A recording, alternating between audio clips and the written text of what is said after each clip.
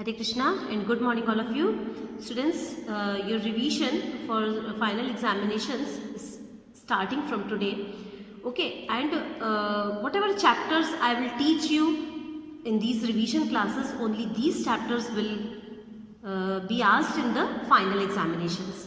ठीक है, सिर्फ यही चैप्टर्स आपसे फाइनल एग्जाम में पूछे जाएंगे, इसलिए जो भी चैप्टर्स मैं आपको पढ़ा रही हूँ अभी उनकी तैयारी आप बहुत अच्छे से करिएगा, जिससे आपको एग्ज़ाम में फाइनल एग्ज़ाम में बहुत अच्छे नंबर आए और आप अपने मन से सोच के इंग्लिश 1 हो या इंग्लिश ग्रामर हो उसको बहुत अच्छे से लिख पाए. ठीक है, चलिए फर्स्ट लेसन देखेंगे हम, द स्विंग. ये फर्स्ट लेसन जो कि आपको एग्जाम में आने वाला है, द स्विंग. इंग्लिश 1 का फर्स्ट लेसन है ये. This is a poem. Swing मतलब होता है झूला. ओके, द स्विंग, स्विंग मतलब झूला. झूले से रिलेटेड ये पोएम है जो कि हम पढ़ेंगे, उसके बारे में क्या दिया हुआ है यहाँ पर. This poem is compose by famous English poet R.L. Stevenson. ये पोएम किस पोएट ने लिखी है? R.L. स्टीवेंसन ने लिखी है. In this poem the poet describes the scene from the swing. इस पोएम में द पोएट डिस्क्राइब्स मीन्स उन्होंने वर्णन करा है द सीन, उस दृश्य का. सीन जो देखा गया है एक झूले से.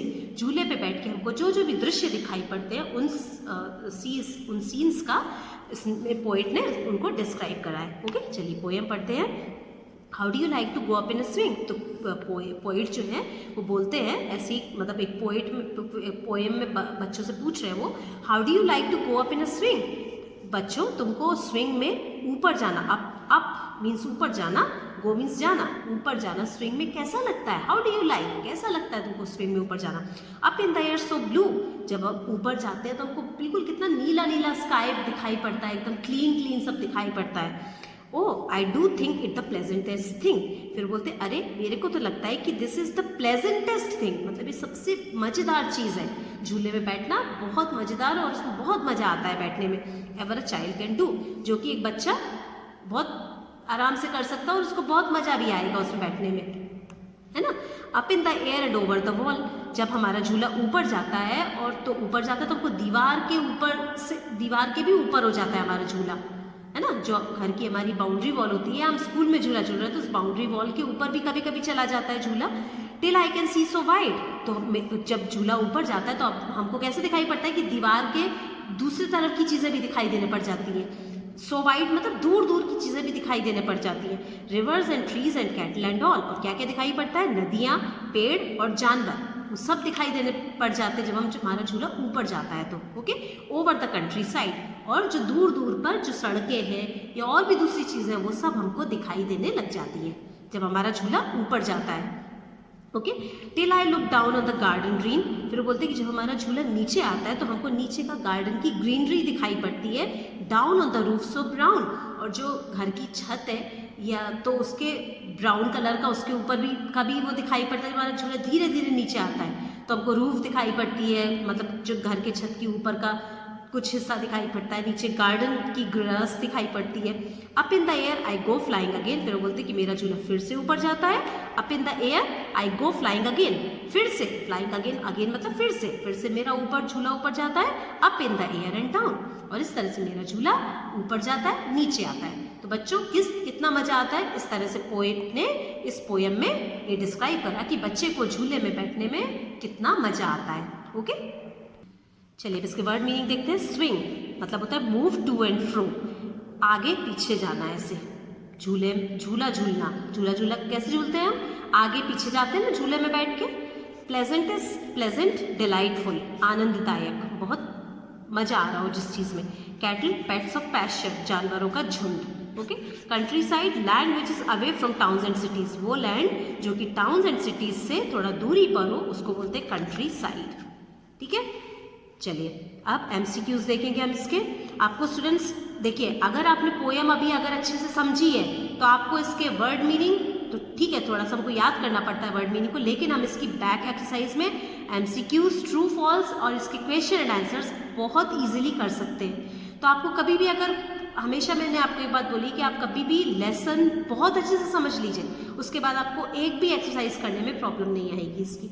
ठीक है। तो अब आपकी फाइनल एग्जाम है, तो आपको हर एक लेसन को जो भी मैं पढ़ा रही हूँ उसको अगर आपने अच्छे से समझ लिया तो आपको लेसन समझना है आपको अच्छे से, और वो समझ लिया आपने तो आपको एक भी एक्सरसाइज करने में प्रॉब्लम नहीं आएगी।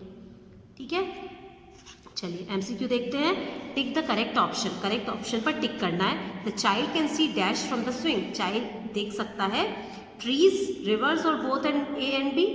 सिर्फ ट्रीज देख पाता है, रिवर्स देख पाता है और ये दोनों चीजें देख पाता है, तो वो दोनों चीजें देख पाता है तो हम किस पर टिक करेंगे? सी आंसर होगा इसका, है ना। तो जब भी आप एग्जाम देना तो एग्जाम में अच्छे से समझ के करिए, कोई भी चीज, कुछ भी अपने मन से गलत मत किया करिए आंसर को टिक।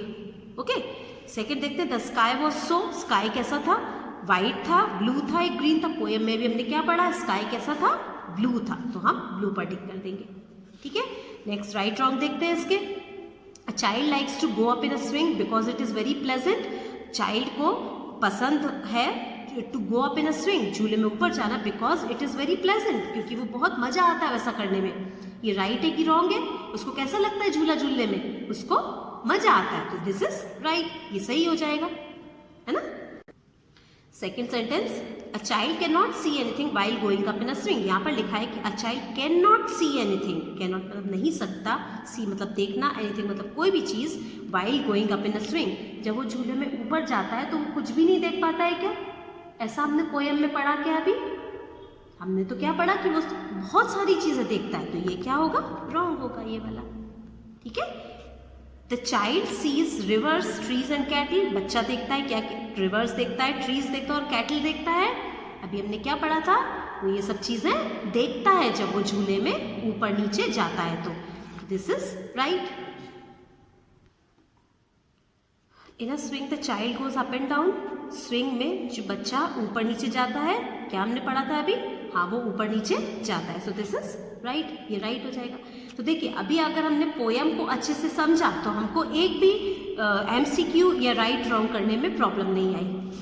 तो आप हमेशा इस चीज़ का ध्यान रखिए कि कोई भी लेसन आप पढ़ रहे हैं उसको बहुत अच्छे से पढ़िए, तो आपको कोई भी बैक एक्सरसाइज करने में बिल्कुल भी दिक्कत नहीं होगी। ठीक है, और इसी तरह से आपको फाइनल एग्जाम की तैयारी करनी है। लेसन अच्छे से समझिए और उसके बाद उसकी एक्सरसाइज को बिल्कुल मन लगा के सॉल्व करिए। ठीक है, चलिए अब इसके क्वेश्चन आंसर्स देखते हैं। Why does the child like to go in a swing, बच्चे को झूले में जाना क्यों पसंद है? इसका आंसर मैं आपको आंसर शीट से बता रही हूँ। The child likes to go in a swing, बच्चे को पसंद है झूले में जाना, to see the beautiful world and thinks that it is the pleasantest thing in the world to do.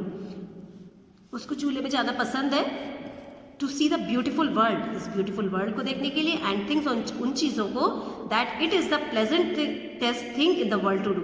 उसको झूले में बैठकर तरह तरह की चीज़ें देखना पसंद है क्योंकि वो सबसे मज़ेदार चीज़ है करने के लिए। ओके, या आप इसका आंसर ऐसे भी लिख सकते हैं, जैसे मैंने यहाँ से बिकॉज से लिखा है, लेकिन आप एग्जाम में आएगा ना तो आप कैसे लिखेंगे? The child likes to, LIKES, likes to go in a swing because it is the pleasantest thing in the world to do। इस तरह से भी हम इसका आंसर लिख सकते हैं। ठीक है, कि the child likes to go in a swing because it is the pleasantest thing in the world to do। Okay, likes लिखिएगा, the child likes, LIKES, likes to go in a swing। इस तरह से हम लिखेंगे इसको। Next question देखते हैं। Name the many things which the child sees while going up and down on the swing. उन चीज़ों के नाम लिखो जो बच्चा देखता है, विच द चाइल्ड सीज। अब देखिए, जब आप भी स्टूडेंट्स एग्जाम में क्वेश्चन आता है ना, जैसे आप घर में प्रैक्टिस करेंगे तो आप एक एक वर्ड का मीनिंग लगा के देखिए कि क्वेश्चन क्या है, तो आप उसके अकॉर्डिंग आपको आंसर देना है। ठीक है, तो ये क्या है? Name the many things which the child sees while going up and down on the swing.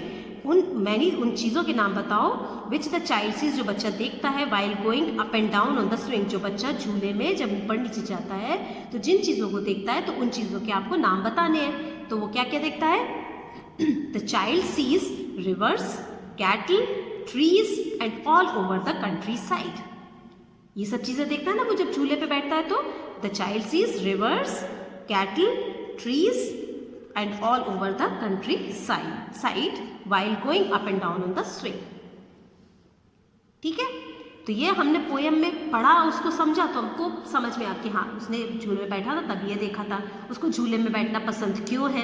तो जब हमने पोएम को अच्छे से समझा तो हमको इसको आंसर लिखने में प्रॉब्लम नहीं होती है बिल्कुल भी।